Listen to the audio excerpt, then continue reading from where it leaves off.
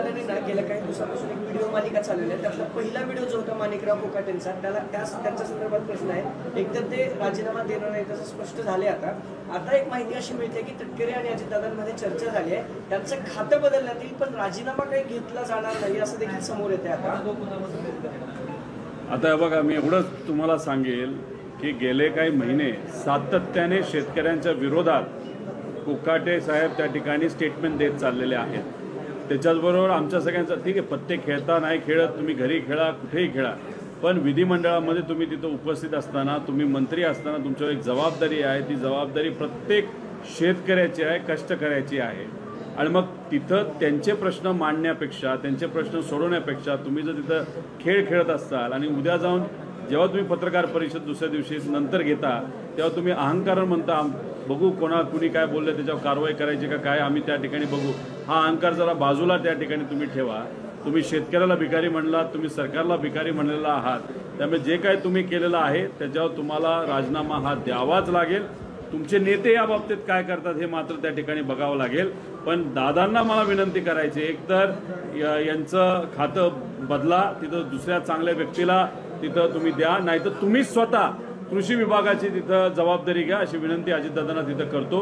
पण ही व्यक्ती त्या विभागामध्ये त्या विभागाचा प्रमुख म्हणून राहिल्यामुळे शेतकऱ्याचं मात्र मोठ्या प्रमाणात नुकसान आज होत आहे. दादा, अजितदादांनी ज्यावेळेस हे सगळे आरोप झाले होते ना पहिल्यांदा दादांवर, त्यावेळेस दादांनी स्वतः मंत्रिपदाचा राजीनामा दिला होता. जे दादांनी चुकीचं विधान केलं, दादा स्वतःकडे जाऊन आत्मक्लेश आंदोलन दादांनी करायला गेलं होतं यशवंतराव चव्हाणांच्या समाधीवर जाऊन. पण त्यांचे मंत्र्यांना मात्र सोडलं जातंय का? मुख्यमंत्री पाठीशी घालतात असं वाटतंय?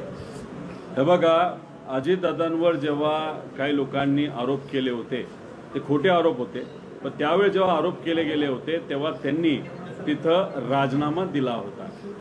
ते कराडला गेले होते, स्वर्गवासी चव्हाण साहेबांच्या समाधीच्या इथं त्यांनी बसून काही काळ तिथं शांततेत ते बसले आणि मग हे आपण सगळ्यांनी तिथं बघितलेलं आहे. आता अजितदादा स्वतः या पक्षाचे प्रमुख असताना त्यावेळेस कोण प्रमुख होतं? तर आदरणीय पवारसाहेब होते. पवारसाहेबांच्या मार्गदर्शनाखाली ती पार्टी ही चालत होती. नैतिकता ही अतिशय महत्त्वाची त्या काळामध्ये होती.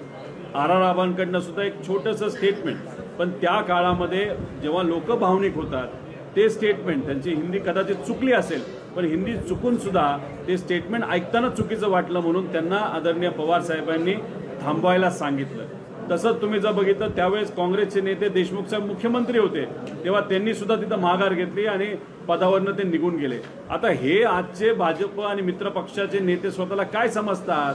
अजितदादा आता पक्षाचे प्रमुख झाले, त्यांच्या पक्षामध्ये अजून बरेच गट आहेत असं आम्हाला कळतात. आता तुम्ही एका पक्षाचे प्रमुख झाल्यानंतर आमची अपेक्षा आहे की तुम्ही जे पूर्वी केलं की तुमच्यावर काही लोकांनी तिथं ॲलिगेशन केलं, ॲलिगेशन खोटे असले तरी तुम्ही एक जबाबदार व्यक्ती म्हणून तुम्ही त्या जबाबदारीवरनं म्हणजे पदावरनं बाहेर गेला. पण आता तुम्ही अध्यक्ष आहात, त्या पक्षाचे प्रमुख आहात आणि तुमचे जर तिथं मंत्री अशा पद्धतीने वागत असतील, खालच्या लेवलला जाऊन बोलत असतील, पत्ते खेळत असतील, त्याच्याचबरोबर सरकारला भिकारी, शेतकऱ्याला भिकारी म्हणत असतील, मग आम्ही असं समजायचं का की अजितदादांचे स्वतःवर कंट्रोल आहे पण कदाचित आज त्यांच्या पक्षातल्या असणाऱ्या मंत्र्यांवर आणि आमदारांवर दादांचा कंट्रोल नाही? हे आम्ही मान्य करत नाही.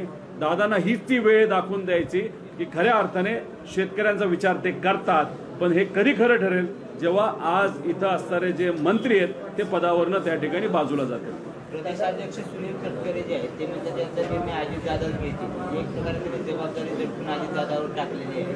अजितदादांना त्यांच्याच पक्षातले लोक अडचणीत आणतात काय?